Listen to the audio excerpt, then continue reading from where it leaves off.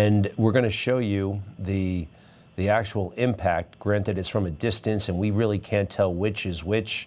We think the bright light is the jet, and the faster light, but smaller light, is the helicopter, although I'm not 1,000% sure of that. And there's the impact and the breakup. Yeah. Do you have a theory on which is which? The general believes that the helicopter is a smaller light. At first, I thought it might be the other way around. I don't know. What are your thoughts, sir?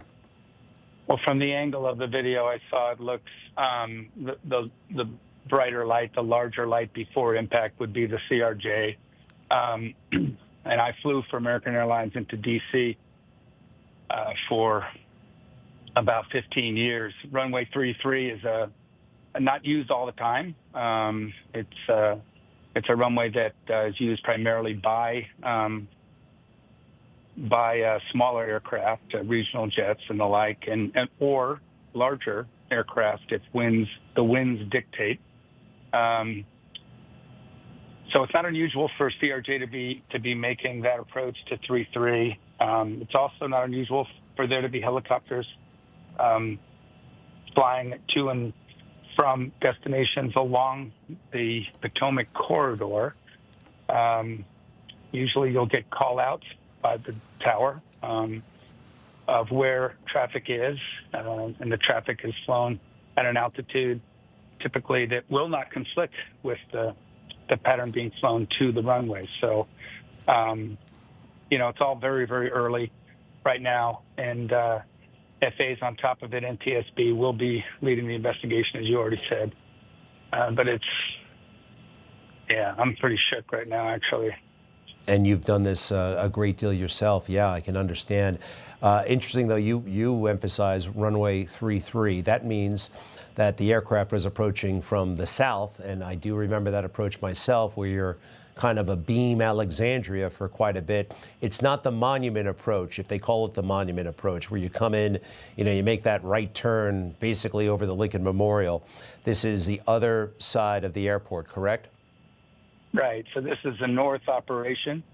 The larger aircraft would be landing on runway 01, which it goes with the compass, right? So 10 degrees north of, it's 10 degrees east of due north. 33 is a northwest-oriented runway.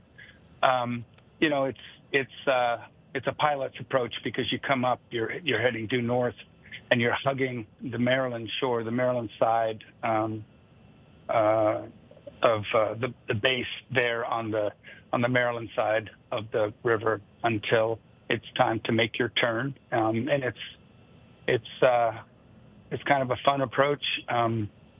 A little bit more challenging probably at night than at day. But yeah. And actually at night or at day, and for you too, General, it's these are VFR flight rules often, even though it's highly restricted airspace and you need a permission and almost even a reservation sometimes to fly into these spaces. Once you're in them, you have a responsibility. It's not like you are under positive control the entire time, and where controllers would be, say, they might alert you, warn you about traffic, but they're not necessarily steering that helicopter, giving them headings and that kind of thing. There is latitude for a helicopter pilot, certainly of a Black Hawk, who would be flying some paramilitary mission, we presume. Where they could go, how they could go, that's kind of up to the pilot within certain restrictions, correct? Total weather conditions, see and avoid, meaning see with your eyeballs, not your instruments. See and avoid is always going to be the top rule. And so the helicopters do fly what we call VFR, or visual flight rules. And they're so you have the CRJ that's in a landing configuration about to land, and you've got the helo, which is just flying, no intent to land. That means the helo is more maneuverable, and that means that helo has the responsibility to make sure that he or she keeps their craft clear of any traffic obstructions that Reagan is facing. That's why it absolutely just confounds me how we could get to this place, because every single pilot that straps a Black Hawk to their butt knows that that's Ronald Reagan Airport, and it's an extremely busy airport. It's not a Sleepy Hollow. There's a landing there every 4 minutes. So again, I think there's a revelation out there for us to learn about how this could have possibly happened. I think there's an aha moment, but it's going to take NTSB. And like I said, speed is of the essence because of what we don't know. You know, it reminds me, though, we don't have plane crashes like we used to in America. In America, a plane crash was a fact of life. I mean, you used to see the insurance kiosks at the airport. Information.